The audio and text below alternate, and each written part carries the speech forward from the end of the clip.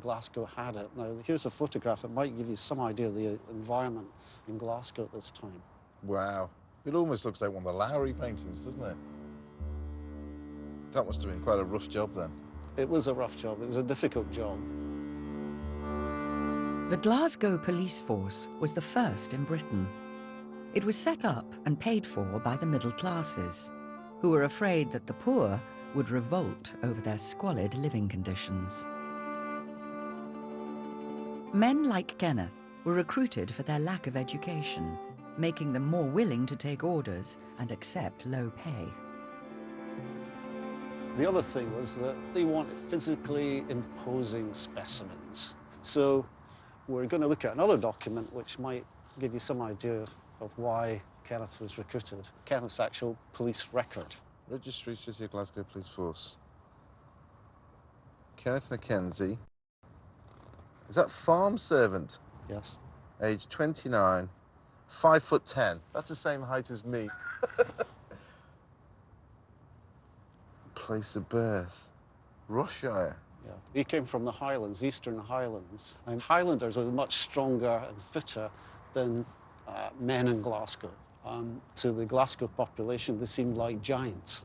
The average height a Glaswegian male in mid-19th century would be about 5'5". So there was an opportunity for them to come to Glasgow and find regular work. So the police officers at the time, would they have lived in almost a separate area to the rest of the people, or were they just integrated with everybody? No, they had to live in the area of their beat. And Kenneth had one of the most difficult beats in Glasgow. That was the dock areas.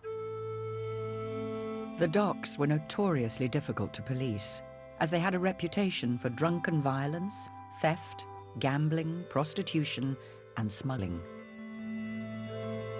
Kenneth had to keep his wits about him during 10-hour shifts every night of the week. They must have been quite a tough group, the police officers, as a group. It was more brawn than brain. None taken, Bill. On behalf of my great-great-great-grandfather. OK. He was a bit of a meathead that came down from the Highlands, but did a good job. I'd like to think he did a good job for Glasgow. Well, let's have a look at another part of the police record that you haven't seen yet.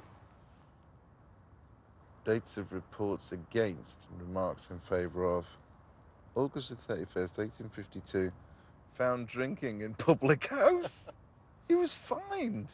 Yeah. What's wrong with that? On duty. Oh, on duty. Assault of a prisoner in his charge. Improper conduct when on duty. Now, what does that mean? Could mean anything. And the last one is worse of liquor, receiving 4 pennies as a fee. Dismissed the service. What, he was chucked out? Yeah. Dismissal was a common occurrence in the police force. I mean, you had about just over a third of the police would leave in any one year. You know, drinking in a public house, assault of a prisoner, improper conduct when on duty, and then worse of liquor. 3 of the 4 are drink-related, and probably the last one is as well. Well, it doesn't surprise me because drink culture was endemic in Scotland in the 19th century. Maybe it still is. The other thing was that alcohol was preferable to water, because until you got clean drinking water, it was better giving children beer than it was giving them water. See, this is what he's thinking. And this is what he's thinking, and I totally understand that, because he didn't trust the water, and because he came from the Highlands, you could drink from a stream. He comes here, he can't drink from a stream, so he has a drink. He's doing exactly what everyone would have done. I mean, actually... Dismissed. Yes. Oh, that's a shame. So do you know what happened to him after that? What he decided was to move to Liverpool.